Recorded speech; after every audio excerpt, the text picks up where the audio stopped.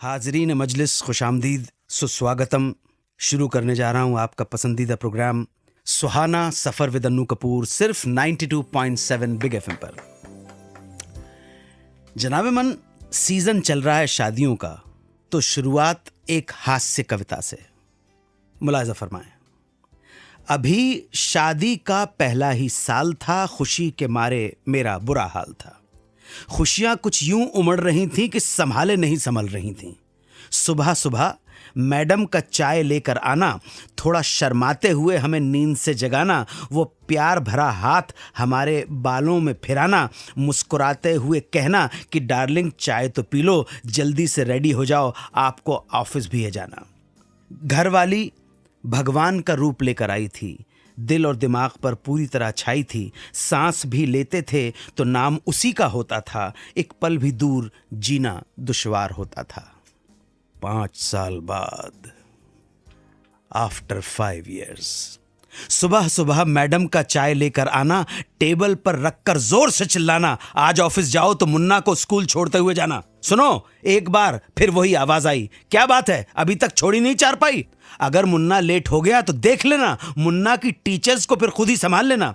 न जाने घरवाली कैसा रूप लेकर आई थी, दिल और दिमाग पर काली घटा छाई थी। सांस भी लेते हैं तो उन्हीं का ख्याल होता है। अब हर समय जहन में एक ही सवाल होता है, क्या कभी वो दिन लौट के आएंगे? हम एक बार क्या फिर कुंवारे हो जाएंगे? क्या कभी वो दिन लौट के आएंगे? हम एक बार फिर कुंवारे हो जाएंगे। हमारे एक श्रोता रजत व्यास द्वारा भेजी गई इस कविता के साथ आज के सुहाने सफर का आगाज किया है मैंने। सबसे पहले होगी एक वेडिंग स्टोरी, शम्मी कपूर और गीता बाली की शादी की कहानी। दूसरी कहानी होगी म्यूजिक डायरेक्टर नौशाद की। संघर्ष के दिनों में नौशाद जिस फुटपाथ पे रहे, जब उसी फुटपाथ के सामने वाले थिएटर में उनकी फिल्म बैजू बावरा की सिल्वर जुबली सेलिब्रेट की गई, तो उनके मुंह से क्या लफ्ज निकले बताऊंगा आज। फिर प्रेम चोपड़ा के ऑटोग्राफ का एक किस्सा। हुआ यूं कि एक फिल्म की शूटिंग में लोग शशि कपूर और शर्मिला से ऑटोग्राफ ले रहे थे और प्रेम चोपड़ा साहब को कोई पूछ नहीं रहा था। ऐसे में जब एक फैन उनसे ऑटोग्राफ लेने आया तो शशि कपूर ने उस फैन को भगा दिया। प्रेम चोपड़ा पर क्या बीती और उन्होंने कैसे आखिरकार ऑटोग्राफ दिया, ये सब बताऊंगा प्रेम चोपड़ा के ऑटोग्राफ की स्टोरी में। रेगुलर सेगमेंट दिल ने फिर याद किया में याद करेंगे भोजपुरी फिल्मों के पितामह एक्टर नजीर हुसैन को, और लास्ट में जवाब दूंगा चंडीगढ़ के हमारे एक लिसनर राजीव रंजन के सवाल का, जिन्होंने पूछा है कि क्या लता मंगेशकर ने किसी फिल्म में म्यूजिक भी दिया है, क्या लता मंगेशकर ने एज ए म्यूजिक डायरेक्टर भी काम किया है। ये सब पता चलेगा आज की महफिल में। फर्स्ट स्टोरी, पहली कहानी, wedding story of Shammi Kapoor and Geeta Bali. बात 1955 की है। शम्मी कपूर करियर बनाने के लिए जूझ रहे थे और गीता बाली अपने करियर के पीक पर थीं। Geeta Bali the star. इन्हीं दिनों किस्मत से शम्मी को मौका मिला गीता बाली के साथ कुछ फिल्में करने का। इन्हीं फिल्मों में एक फिल्म थी केदार शर्मा की रंगीन रातें। इस फिल्म की आउटडोर शूटिंग के लिए 1955 की अप्रैल में एक महीने के लिए शम्मी और गीता का रानी खेत जाना हुआ। शूटिंग के दौरान दोनों एक दूसरे को पसंद करने लगे, नजदीकियां बढ़ गईं, प्यार हो गया। 20 दिनों की शूटिंग से जब शम्मी वापस लौटे तो वो गीता के प्यार में क्लीन बोल्ड हो चुके थे। गीता को अपना हमसफर बनाना चाहते थे। शम्मी ने गीता से अपने प्यार का इजहार कर दिया और साथ ही शादी के लिए प्रपोज भी कर दिया। गीता ने भी उनसे अपने प्यार का इजहार तो किया, मगर शादी के प्रपोजल को इनकार कर दिया। इसके 2 कारण थे। पहला, गीता बाली शम्मी कपूर से 1 साल उम्र में बड़ी थीं। दूसरा, गीता बाली कुछ फिल्मों में पृथ्वीराज कपूर यानी कि शम्मी कपूर के फादर के साथ और शम्मी कपूर के बड़े भाई राज कपूर की हीरोइन भी रह चुकी थी। उन्हें समझ में नहीं आ रहा था कि दोनों की फैमिली कैसे रिएक्ट करेगी। मानेगी कि नहीं मानेगी।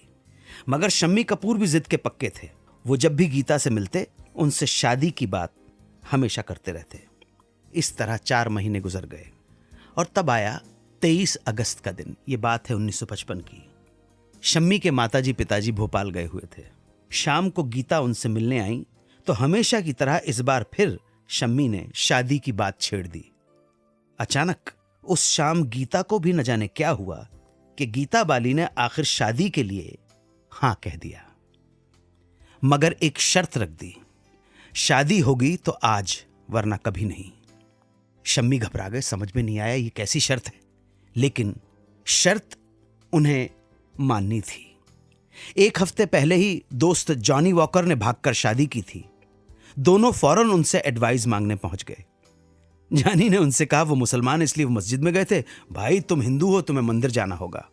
अब दोनों अपने दोस्त प्रोड्यूसर हरी वालिया को साथ लेकर बाणगंगा टेम्पल पहुंच गए, लेकिन वहां पहुंचते पहुंचते रात हो गई थी। मंदिर बंद होने के कारण पुजारी ने उन्हें अगली सुबह 4 बजे आने को कहा, 4 AM इन द मॉर्निंग। दोनों वापस शम्मी के माटुंगा स्थित घर आ गए, खाना खाया और इंतजार करने लगे सुबह होने का। नेक्स्ट मॉर्निंग 4 बजते ही दोनों एक बार फिर प्रोड्यूसर हरी वालिया को लेकर मंदिर पहुंच गए और वहां दोनों ने बिना अपने रिश्तेदारों की मौजूदगी में पवित्र अग्नि के 7 फेरे लिए, एक दूसरे को माला पहनाई।